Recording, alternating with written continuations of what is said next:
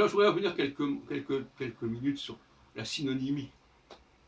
La synonymie, c'est un fléau, la synonymie.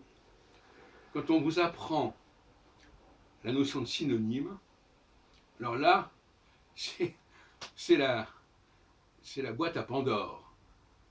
Parce que ça veut dire que ne cherchez pas à comprendre, ce mot-là et ce mot-là ne se ressemblent absolument pas, mais ça veut dire la même chose. Ce ne sont pas du tout les mêmes signifiants, mais c'est le même signifiant.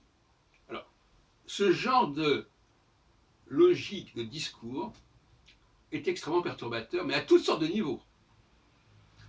Alors, en même temps, d'une certaine manière, c'est une espèce de virus, quelque part, cette synonymie, parce que ça nous donne l'habitude de ne pas chercher à comprendre, l'habitude de nous fier à ce qu'on nous dit qu'il en est, même si je vois que c'est pas du tout le même mot, alors que dans bien des cas, en français en l'occurrence, généralement, quand des mots ont des sens à peu près proches, qu'on appelle la morphosémantique,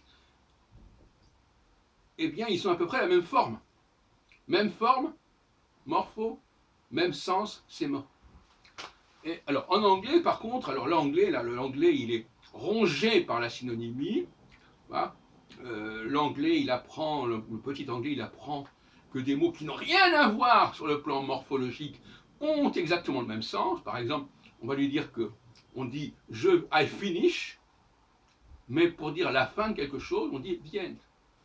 Quel rapport entre finish et end? Aucun. Donc voilà, est-ce qu'on veut vraiment que le XXIe siècle soit marqué par une langue aussi débile que l'anglais, qui est d'ailleurs une forme de dérivation du français, de toute façon.